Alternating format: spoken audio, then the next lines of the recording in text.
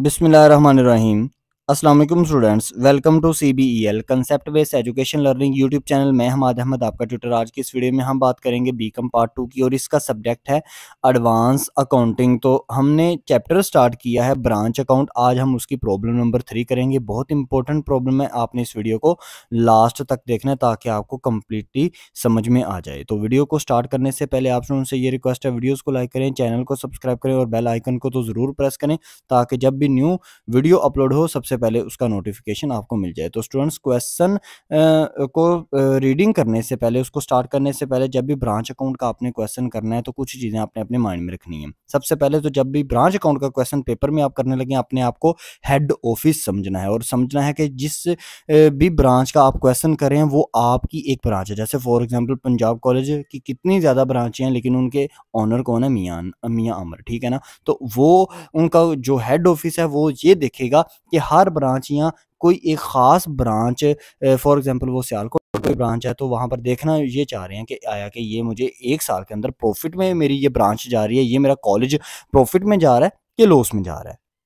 Number 1 ये चीज़ जो है ना आपने अपने माइंड में रखनी है। और जब भी ब्रांच अकाउंट का क्वेश्चन करना है, जो आप फॉर्मेट बनाएंगे उसके एक तरफ होगा डेबिट साइड, एक तरफ होगी क्रेडिट साइड। डेबिट साइड पर आपने हमेशा एक्सपेंडिचर एंड एसेट्स रिकॉर्ड करनी है और क्रेडिट साइड पर आपने हमेशा इनकम्स एंड लायबिलिटीज रिकॉर्ड करनी है। जो भी इनकम्स और लायबिलिटीज क्रिएट होंगी किसकी? हेड ऑफिस की। तमाम एक्सपेंडिचर और तमाम इनकम जो है वो हेड ऑफिस के रिकॉर्ड होंगे। याद रखिएगा, जो हेड ऑफिस ने 1 साल के अंदर एक्सपेंडिचर किए होंगे उस ब्रांच पर और जो हेड ऑफिस को 1 साल के अंदर इनकम मिलेगी उस ब्रांच के रिलेटेड है। तो अब हम क्वेश्चन की स्टडी करते हैं, क्वेश्चन को रीड आउट करते हैं और समझते हैं कि एक्चुअल में इस क्वेश्चन के अंदर वो क्या रिक्वायरमेंट कह रहा है और हमने किस किस तरह हर चीज़ को पुट अप करना है क्वेश्चन के सोल्यूशन में।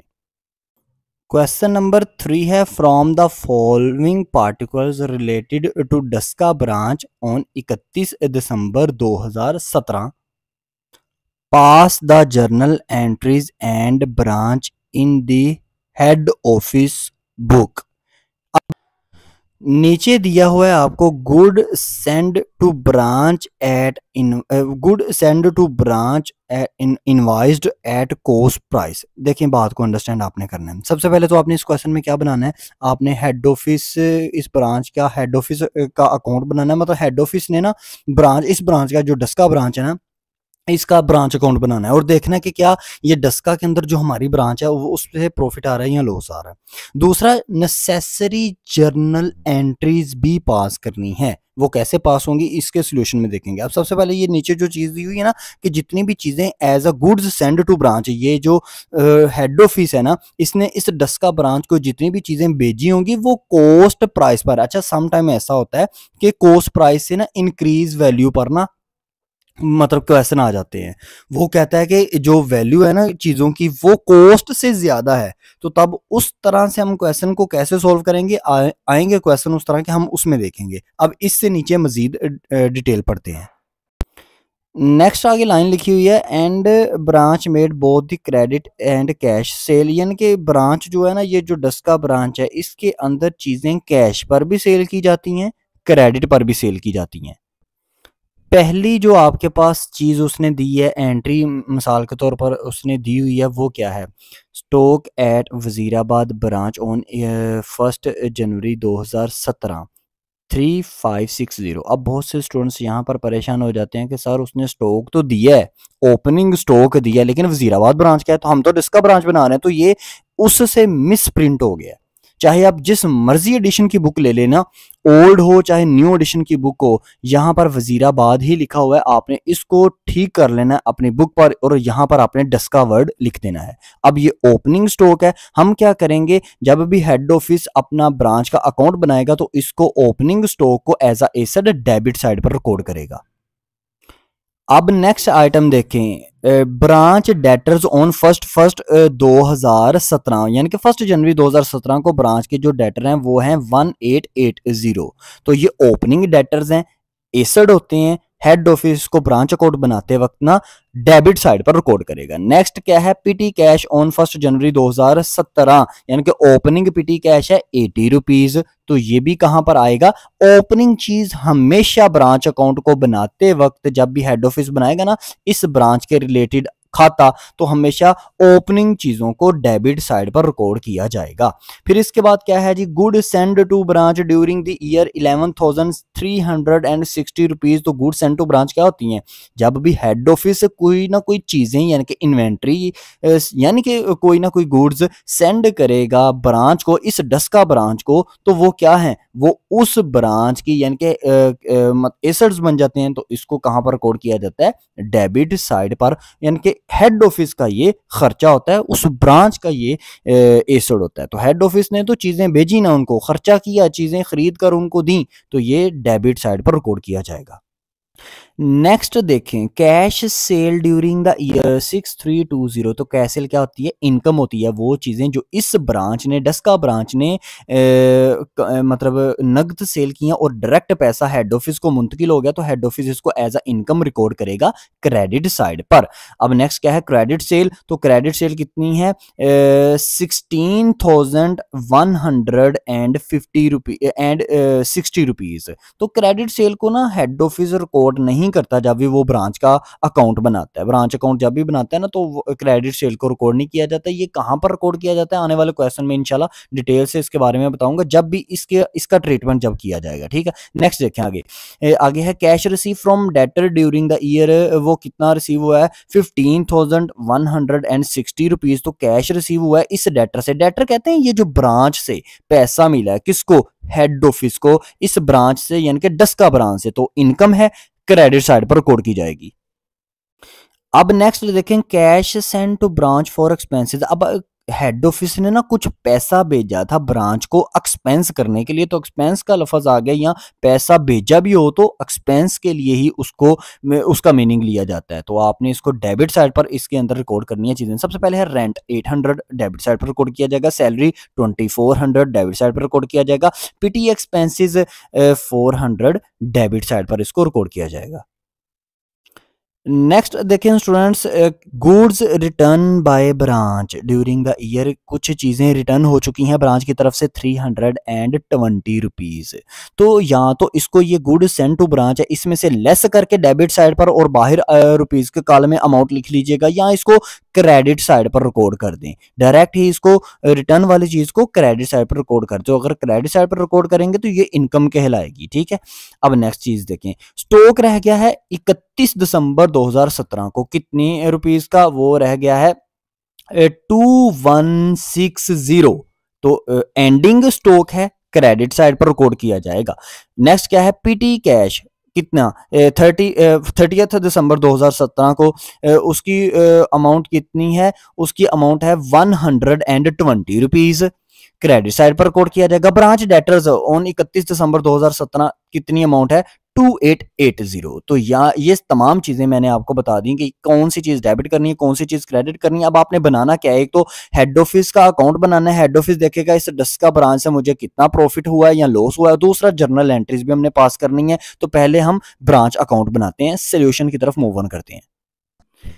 अच्छा तो स्टूडेंट्स, अब आप सोल्यूशन की तरफ मूव ऑन करें। सबसे पहले आप ऐसे ऊपर फॉर्मेट देंगे क्या, in the books of head office, नीचे डस्का ब्रांच। अब फॉर्मेट आप बनाएंगे क्या, date reference rupees, date reference rupees. एक साइड हो जाएगी डेबिट साइड, एक साइड हो जाएगी क्रेडिट। आपकी स्क्रीन पर जो लेफ्ट हैंड साइड पर आपको नजर आ रही है वो आपकी डेबिट साइड है, और जो राइट साइड पर आपको नजर आ रही है वो आपकी क्रेडिट साइड है। और रेफरेंस की जगह आप डिटेल भी लिख सकते हैं, पार्टिकुलर्स भी लिख सकते हैं, ठीक हो गया। ये बात याद रखिएगा, ये कोई ज़रूरी नहीं है कि आपने रेफरेंस ही वर्ड यूज़ करना है। अब डेट में आ जाए। सबसे पहले देखते हैं डेबिट साइड पर कौन कौन सी चीज़ें आएंगी, मैंने अभी आपको बता दिया। तो डेबिट साइड पर सबसे पहले मैंने डेट लिखी है 1/1/2010। अब 2010, अब आपको सर क्वेश्चन 2017 वाला बोला, अमाउंट ईयर लिख दिया 2010 का, तो जरा ना पुराना ये कहीं सोल्व हुआ पड़ा है ना, तो आप यहाँ पर 2017 ही लिखिएगा ईयर। तो बैलेंस बी बटा डी सबसे पहले है स्टॉक, ओपनिंग स्टॉक लिखें कितना, रुपीज के कॉलम में उसको लिखने। मैंने आपको अभी बताया कि ओपनिंग चीजें हमेशा डेबिट होंगी, तो 3560। फिर उसके बाद क्या है, ब्रांच डेटर्स यानी कि डेटर्स कितने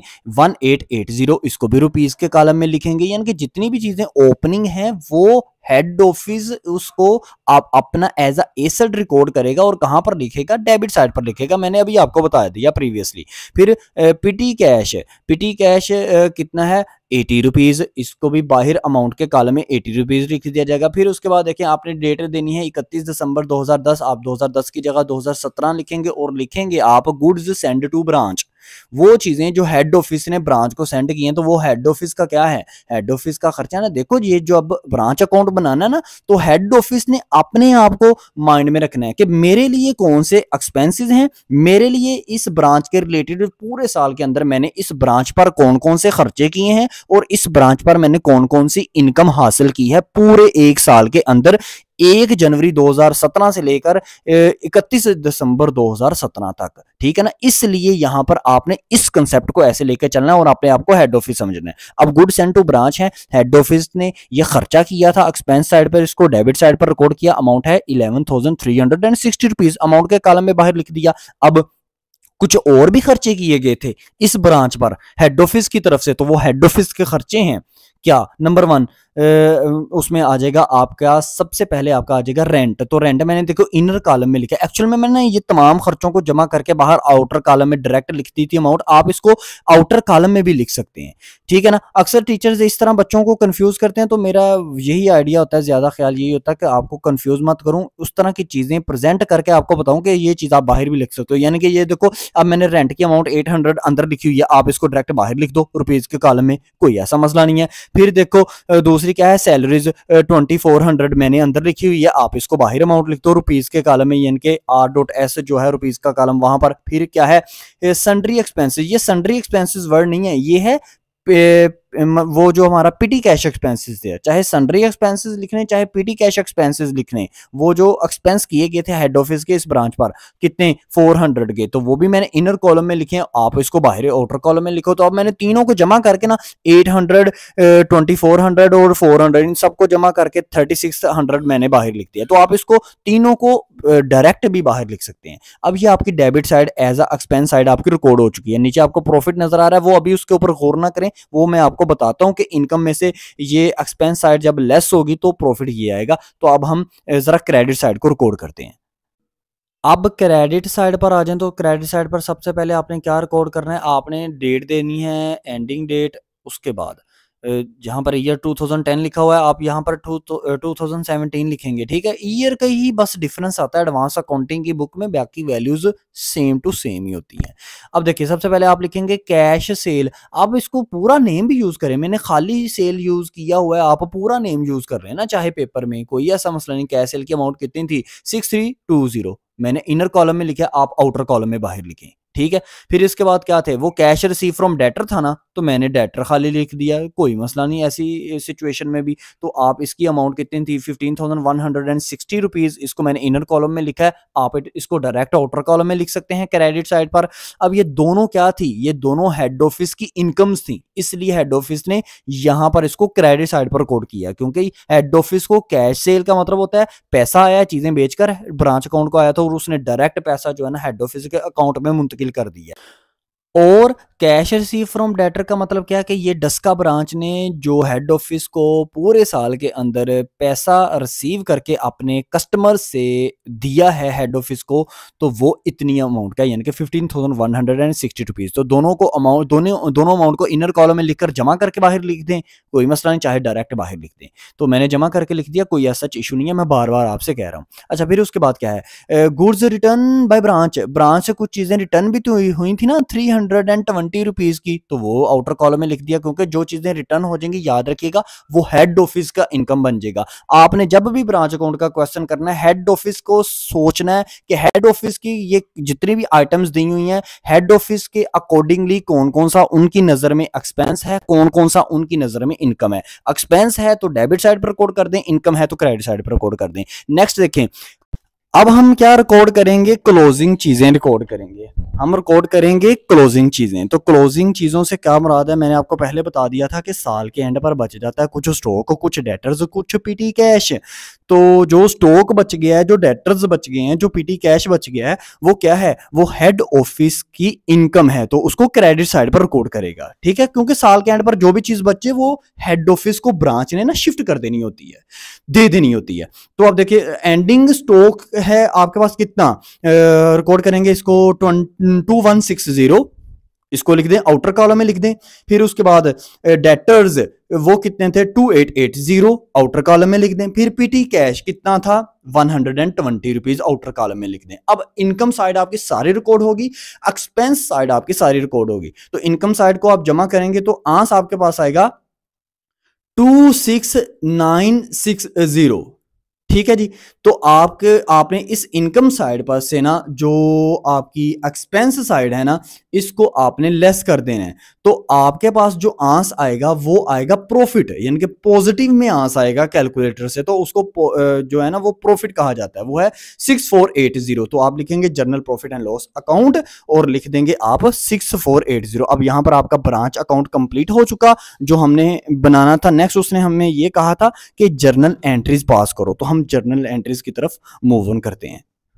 अच्छा, अब आप क्या करेंगे, अब आप करेंगे जर्नल एंट्रीज पास करेंगे किसके रिलेटेड, इस हेड ऑफिस के रिलेटेड, कि ये हेड ऑफिस जर्नल एंट्रीज कैसे पास करेगा। अब जर्नल एंट्रीज टफ नहीं है, आपने बस छोटी सी चीज अपने माइंड में रखनी है। वो पीछे जो आपने ब्रांच अकाउंट अभी बनाया है ना, उसके अंदर जो जो चीजें ओपनिंग साइड यानी कि डेबिट साइड पर है ना, उनकी आप सबसे पहले करेंगे एंट्रीज, जर्नल एंट्रीज पास। तो सबसे पहले देखो उसने क्या लिखा हुआ है, आपने फॉर्मेट यही बनाना है, क्या, डेट, फिर उसके बाद डिटेल, फिर लेजर फोलियो, एल बटा एफ, फिर उसके बाद डेबिट साइड यानी कि डेबिट कॉलम, फिर क्रेडिट कॉलम। तो सबसे पहले आपने डिटेल के अंदर क्या लिखना है, आपने लिखना है डस्का। ये डस्का ब्रांच के अंदर अमाउंट आपको 5520 नजर आ रही है, ये कैसे आ गई बताता हूं डेबिट साइड पर, लेकिन क्रेडिट साइड पर गौर करें। स्टॉक दिया हुआ है आपको, क्रेडिट साइड पर लिखा हुआ है 3560, डेटर्स लिखे हुए हैं 1880, पीटी कैश लिखा हुआ है 80। तो आपके पास ये तीनों चीजें ओपनिंग थी ना, ये जो opening stock, opening branch debtors, opening PT cash, ये जितने भी ओपनिंग चीजें थी, आपने क्या करना है, आपने ये करना है कि इनको क्रेडिट साइड पर लिखना है, यानी कि डेबिट की हुई चीजें क्रेडिट साइड पर लिखना, और उनके रिलेटेड ना डेबिट साइड पर एक अकाउंट आपने ओपन कर देना है, जो है इस ब्रांच का नेम, वो थी डस्का ब्रांच। ये हम ये कैसे कैसे कि सर ये जर्नल एंट्रीज हैं, मतलब इस तरह तो नहीं जर्नल एंट्रीज होती कभी भी एक्चुअल में ना, क्योंकि ये head office journal entries pass कर रहा है ना, तो वो जर्नल एंट्री तो पास कर रहा है, लेकिन ना वो लेजर के टाइप की जर्नल एंट्रीज पास कर रहा है। जैसे मिसाल के तौर पर हम जब लेजर बनाते थे, तो अगर मैंने कैश का लेजर बनाना है, तो कैश के रिलेटेड जो दूसरा अकाउंट डेबिट या क्रेडिट हो रहा है, मैं नाम उसका लिखता हूं, लेकिन अमाउंट मैं कैश अकाउंट वाली देता हूं। जैसे for example cash to sale हो, तो मैं अकाउंट नेम जो यूज करूंगा वो लिखूंगा सेल, और अमाउंट लिख दूंगा कैश की। सही है ना, तो ये बिल्कुल वैसे ही कर रहा है। आपने ओपनिंग चीजों को रिकॉर्ड किया, उनको लिख दिया क्रेडिट साइड पर, लेकिन ओपनिंग चीजों के बदले में क्या आ रहा था, क्या जा रहा था, वो जा रहा था स्टॉक और पीटी कैश और डेटर्स। तो उन तीनों की अमाउंट को जमा करके आपने लिख दिया 5520। ठीक है। नेक्स्ट देखें, आपने क्या एंट्री पास करनी है, डेबिट साइड पर आपने कुछ चीजें हेड ऑफिस ने भेजी थी ना ब्रांच को, वो 11,360 रुपीज की, जिसको कहते हैं गुड सेंड टू ब्रांच।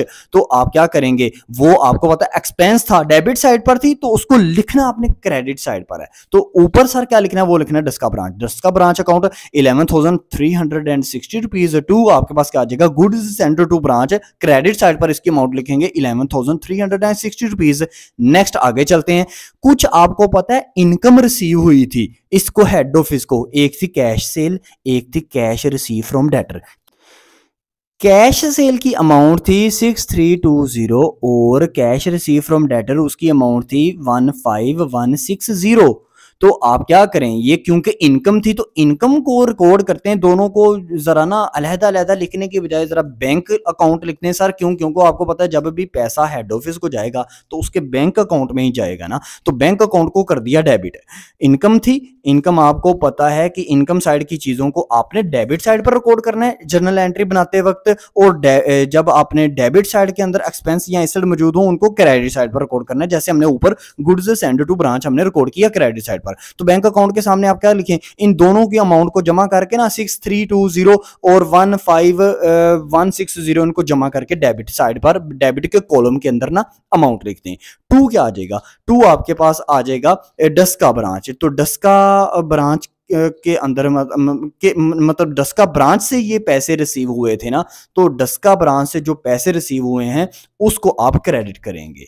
मैंने अभी आपको बता दिया क्योंकि हमने इनकम को डेबिट करना है, रिवर्स काम करना है, इनकम को डेबिट कर देना है और जो एक्सपेंस होगा उसको हमने क्रेडिट कर देना है।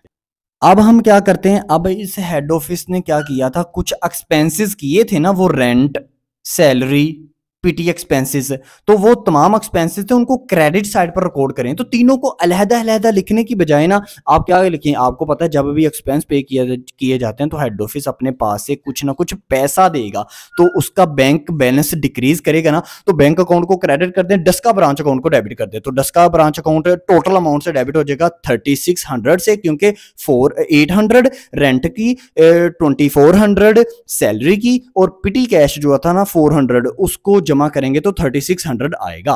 फिर आपने क्रेडिट क्या कर देना, बैंक अकाउंट 3600 थे और नीचे मैंने नरेशन लिख दी है। नेक्स्ट उसके बाद क्या था, वो कुछ चीजें रिटर्न की थी ब्रांच ने हेड ऑफिस को, तो हेड ऑफिस की इनकम बन गई थी हमने, लेकिन उसको डेबिट साइड पर रिकॉर्ड करना है। इनकम हमेशा क्रेडिट साइड पर रिकॉर्ड की जाती है जब हम ब्रांच अकाउंट बनाते हैं, लेकिन जब जर्नल एंट्री पास करेंगे तो डेबिट साइड पर रिकॉर्ड करेंगे। तो गुड्स रिटर्न कितनी अमाउंट है, 320 रुपीज, और इसके रिलेटेड हम क्रेडिट किसको करेंगे, डस्का ब्रांच अकाउंट को, या डस्का अकाउंट को आप क्रेडिट करेंगे 320 रुपीज से। नेक्स्ट इसके बाद क्या था, वो क्लोजिंग जो चीजें थी, stock, closing debtors, closing pity cash.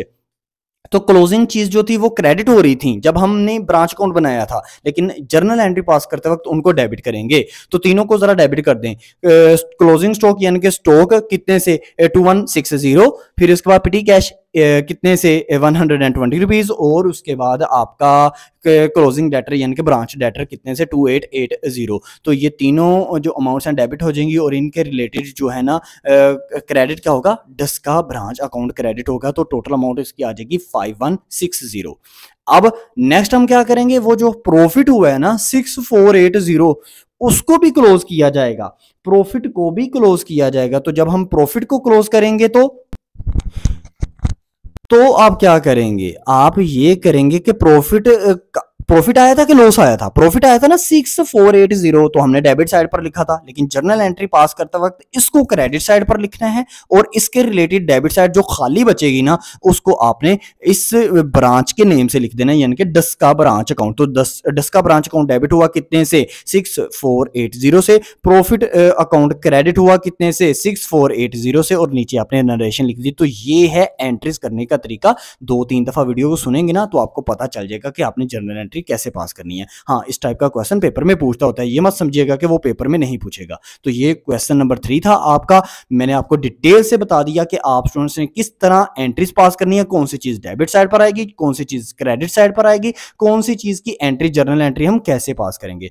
I hope आपको ये वीडियो अच्छी लगी होगी। वीडियो अच्छी लगी लाइक करें, चैनल को सब्सक्राइब करें और ज्यादा से ज्यादा इन वीडियोस को अपने फ्रेंड्स में भी शेयर करें। अपना ख्याल रखें, अपने इस यूट्यूब चैनल का भी। अल्लाह हाफिज।